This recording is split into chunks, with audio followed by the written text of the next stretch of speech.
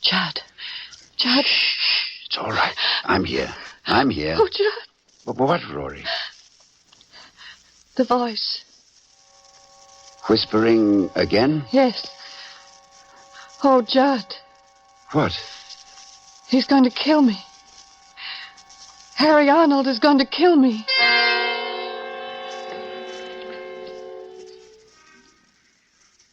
And that, Lieutenant, was the beginning of the end of that.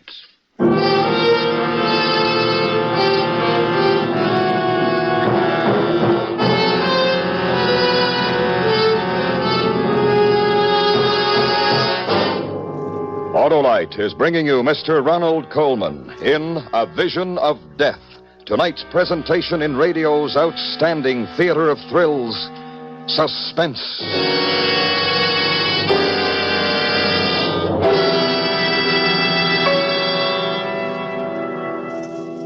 And now, Autolite brings back to our Hollywood soundstage Mr. Ronald Colman in Elliot Lewis's production of A Vision of Death, a tale well calculated to keep you in suspense.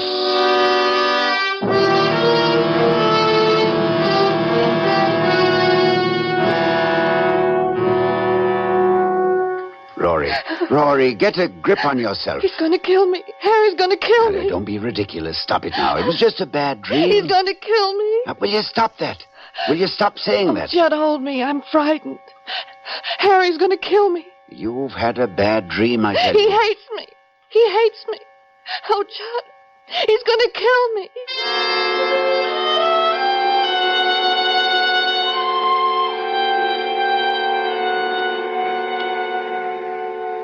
I'm a rational man, Lieutenant. I've always felt, for example, that when Hamlet says, "There are stranger things in heaven and earth than are dreamt of in your philosophy, Horatio ought to reply, tell that to Sweeney." I knew there was no such thing as mental telepathy. I knew it as well as I know I'm sitting here talking to you. Up here in my head, I knew it. And yet, the next afternoon, I found myself entering a gun shop and purchasing a revolver and a box of bullets, determined that before Harry Arnold could so much as injure one hair of Rory's head, I would kill him. I should have gone directly to the police first. You're using hindsight, Lieutenant. I had all that out with Rory. Please, Judd, please, go to the police. Tell them about this. Let them handle it. Well, tell them what? That by reading his mind, we've learned Harry intends to murder you? They'll believe us. They've got to believe us. You're reasoning like a child. They'll decide that it's either a publicity stunt or else that we're both lunatics. But if I tell them about the telegram and the birthday present... Rory, we have no proof. We have to do something. What? Tell me what? You know he intends to kill you. I know he intends to kill you. But what can we do? Do you know when he's going to do it or how he's going to do it? No. He hasn't decided yet. Oh, Judd, isn't there anything we can do? Nothing. Except wait.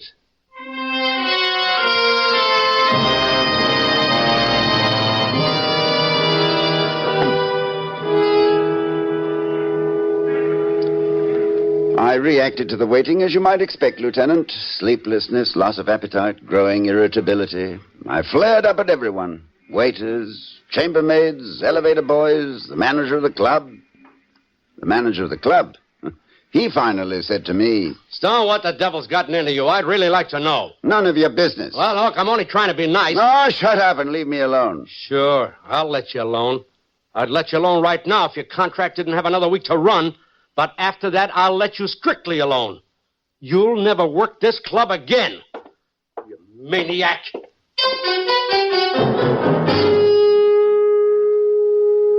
I began to drink quite heavily, quite noticeably. I was going crazy just from the waiting. And then the waiting came to an end. It was around 3 in the morning. I was sitting up in bed, in the dark, smoking, when Rory opened her eyes and said, Judd. Yes? The voice. Yes. He's going to kill me here. Right here in this room. Rory. Saturday. This Saturday. At midnight. Oh, Judd. Oh, Rory, sweetheart. He's going to shoot me. He has a gun. He's going to shoot me. He's going to get you downstairs in the manager's office at the club.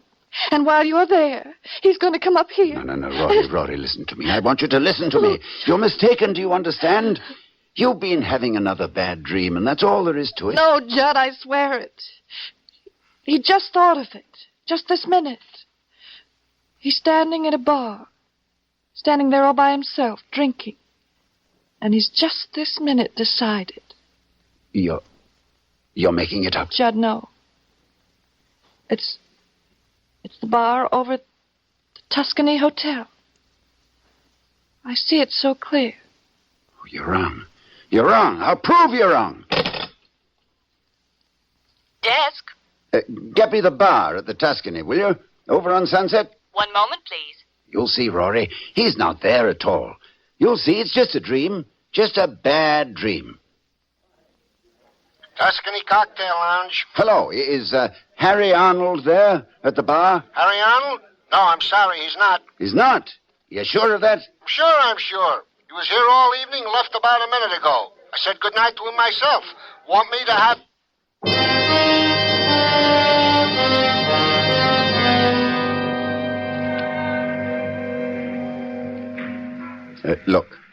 Look, Lieutenant, my hands. It's just the memory of how I felt at that moment and my hands begin to tremble again. Amazing, isn't it? Now, that was last Thursday night, or rather Friday morning. Towards daybreak, Rory sobbed herself to sleep, but I was restless. I got dressed and went downstairs and got into my car. The long drive, as always, relaxed me. But when I got behind the wheel, I don't know what it was, possibly the fresh air, but all at once I felt as though I couldn't keep my eyes open for another moment. Simply had to have some sleep. So I crawled into the back seat, curled myself up in one corner, pulled the rug over me, and went out like a light. I was awakened around noon by the sound of voices. Don't smile at me, you idiot. They may see us. Look businesslike. Where is he? I don't know. Since he hasn't got the car, he must be out walking. But did he fall for it last night? Just like he fell for all the rest of it. The red bathrobe, stooges you planted in the audience. He even phoned the bar just after you left. Oh, I timed it beautifully. Satin skin. I can hardly keep away from him. After tomorrow night, we'll have all the time in the world for each other, Harry. You bought the whole story, that it's going to happen at midnight? Tomorrow, your place? Every word. Just do what you have to do now. Remember to come to the dressing room before the 8 o'clock show.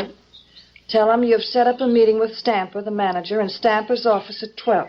Yeah, I want them to shake hands and be friends again, I'll tell them. Yes, and don't forget, when you come to our door at midnight, keep talking to the elevator boy. Don't let him go, whatever you do. You want him to testify with self-defense. Don't worry. I won't forget a thing. You'll handle all the rest of it? Just leave it to me. I mean about his gun. That's pretty important, you know. Don't worry. It'll misfire.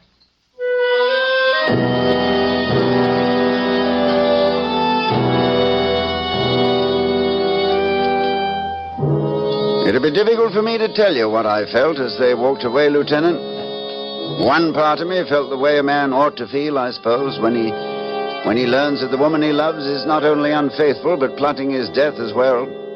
But another part of me felt only relief. Relief at learning there was a gimmick in this too. They'd been fairly clever for amateurs. Harry had a good excuse for carrying a gun to protect the cash he brought me each Saturday. My own behavior in recent weeks would lend weight to what he would probably offer in his defense, that I must have been crazy, that for no reason at all I'd opened the door, pointed a revolver at him, and threatened his life, that he had to shoot in self-defense. The presence of the elevator boy, that could mean only that Harry would shoot just as soon as I opened the door. I'd be found dead with a revolver in my hand and a heartbroken agent at my side. Tableau. I found myself hoping, as I never hoped before, that they'd come to their senses before Saturday. That they'd realize what a vicious, inhuman thing it was they were planning. But just before the 8 o'clock show that night, there was a knock at the door of our dressing room. Come in. Judd, I've been talking to Stamper, the manager. He's sorry there's bad blood between you and wants to square it. I told him you'd be in his office at 12 to talk things over. All right with you? Yep. We don't want it so we'll never work here again, do we? I mean, there's no reason we should. No reason at all. Button my dress, Judd. See you later, Judd. Yeah, later.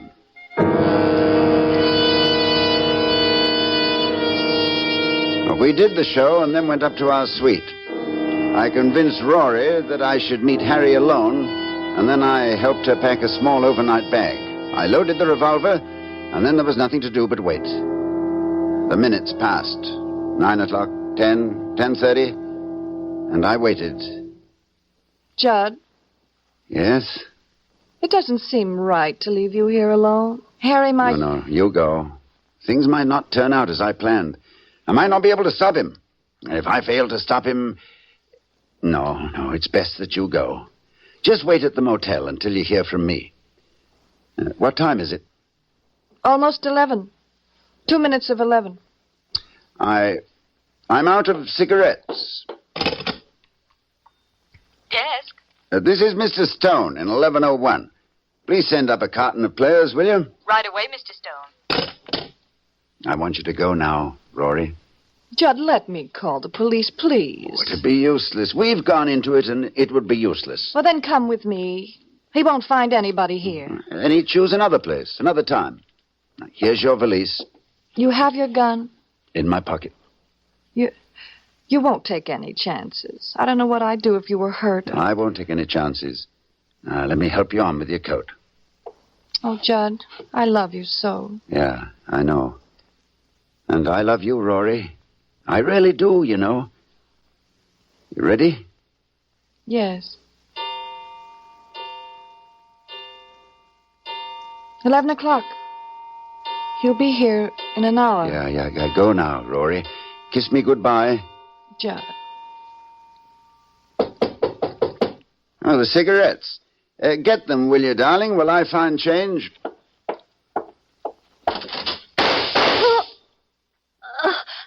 Harry. Rory.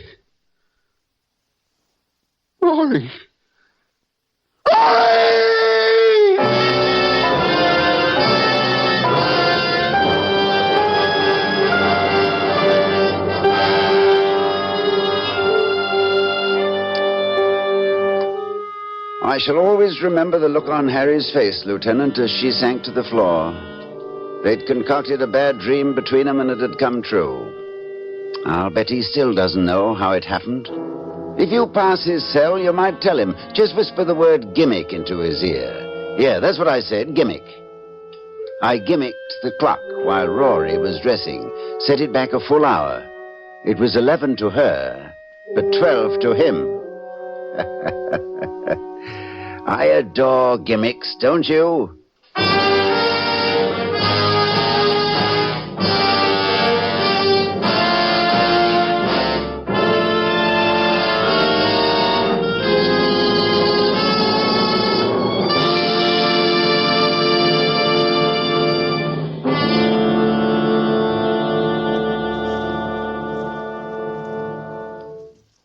Suspense.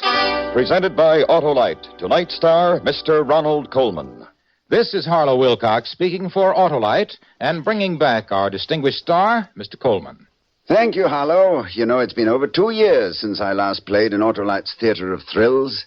But I've listened to Suspense attain new dramatic heights this season, with such exciting fare as Edwin Drood and, of course, Othello.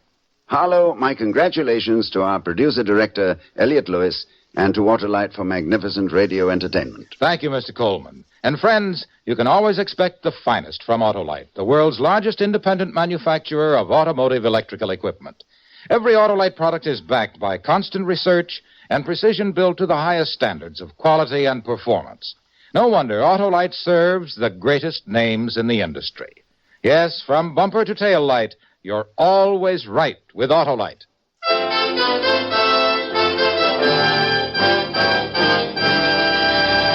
Next week, we recreate one of the great mysteries of the sea. A ship found drifting in perfect condition, but with no human aboard. The mystery of the Marie Celeste. Our star, Mr. Van Heflin. That's next week on Suspense.